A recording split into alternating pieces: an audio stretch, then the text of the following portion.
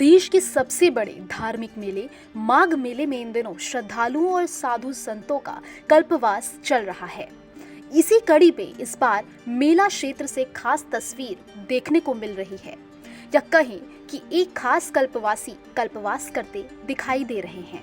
आपको बता दें, खास कल्पवासी खरगोश है जो पौष पूर्णिमा स्नान पर्व के साथ ही साधु संतों और श्रद्धालुओं के साथ कल्पवास करते दिखाई दे रहे हैं।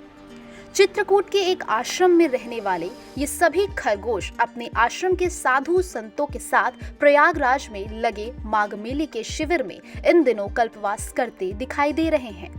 खास बात यह है कि कल्पवासियों की तरह ही ये भी अपना जीवन व्यतीत कर रहे हैं। दो समय इनको गंगा स्नान कराया जाता है, माथे पर चंदन तिलक लगाया जाता है, साथ ही साथ सात्विक भोजन दिया जाता है। आश्रम की महंत योगाचार्य राधिका वैष्णव ने बताया कि उनके गुरु कपिल देव महाराज जी की मृत्यु पिछले साल कोरोना काल के दौरान एक बीमारी से पीड़ित होकर हो गई थी। महाराज कपिल देव जी को पशुओं से बहुत प्रेम था और उनकी इस प्रथा को आगे बढ़ाने के लिए खरगोश के साथ साथ अन्य जंतुओं को भी चित्रकूट के आश्रम में पाल रखा है। हालांकि इस बार के माघ मेले में वो अपने शिविर में 20 से ज्यादा खरगोशों को लेकर आई हैं और आम श्रद्धालुओं साधु संतों की तरह उनको भी कल्पवास कराया जा रहा है। दिन भर उनके शिविर में कल्पवासी खरगोश को देखने के लिए लोगों की भीड़ भी जमा रहती है। कोई हाथों से खाना खिलाता है तो कोई अपनी गोद में लिए खरगोश को सहलाता हुआ दिखाई देता है।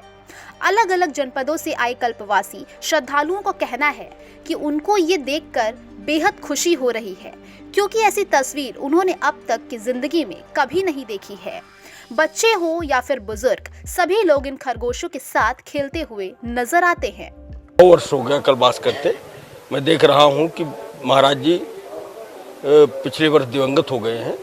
वो इसके बहुत प्रेमी थे और वो उनकी दिनचर्या एक कल्पवासी जैसी होती है। इनको दोबारा नहलाया जाता है, चंदन लगाया जाता है और उनको हम भी देखते हैं और तमाम लोग देखने आते हैं। हाँ, ऐसा लग रहा है कि ये लोग भी कल्पवासी हैं, इसलिए कि उनकी दिनचर्या कल्पवासी जैसी है।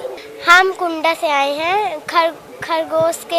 खरगोश बहुत अच्छे लगते हैं और खेलते भी हैं। हम जब भी हम कल्पवास में आते हैं इनको देखने आते हैं। कहते हैं कल्पवास में मनुष्यों का इंसान कल्पवास करते हैं। देव धनुज नर किन्नर श्रेणी सादर मज्जई सकल त्रिवेणी कहा गया गोस्वामी तुलसीदास जी ने। इसीलिए ये विचार आया, गुरुदेव भगवान वैसे भी पशु प्रेमी रहे, तो उनकी एक शाखा जो उन्होंने एक नींव रखी है उसी को आगे बढ़ाते हुए ये विचार आया कि क्यों ना इस बार खरगोशों को भी कल्पवास कराया जाए। तो इसीलिए उनको सबको लेके आए। और जैसे कल्पवास में एक होता है, तो वैसे तो कल्पवास का नियम है एक समय भोजन का, परंतु ये जानवर हैं तो इनको भोजन तो अति आवश्यकता है, इसलिए इनको दोनों या 3 टाइम इनको भोजन कराया जाता है। और गंगा स्नान तो नहीं, बट गंगा के जल को लेकर के एक पात्र में उनका स्नान होता है। उनका अपना बैठते हैं, गुरुदेव भगवान की गद्दी में जाके प्रणाम करते हैं। ये इनकी रोज की दिनचर्या है। और मोमोज वगैरह खाते हैं, लेकिन इस समय पे कल्पवास में है ना, तो ये सब इनके लिए भी बंद कर दिया गया है कि कल्पवास में सादा भोजन करें और उच्च विचार रखें। ये भी जैसे हाँ, ये लोग बड़े पसंद से मोमोज और चाउमीन खाते हैं, क्योंकि सबका अलग अलग होता है। अब जैसा आप उनको देंगे वैसा ही उनकी दिनचर्या बन जाती है। माघी पूर्णिमा तक इनका भी, लेकिन ये तो त्रिजटा स्नान करके जाएंगे। संगम के तट पर लगे माघ मेले में एक तरफ जहां साधु संत और श्रद्धालु कल्पवास करते हुए नजर आ रहे हैं, वहीं एक खास मेहमान भी कल्पवास करता हुआ दिखाई दे रहा है।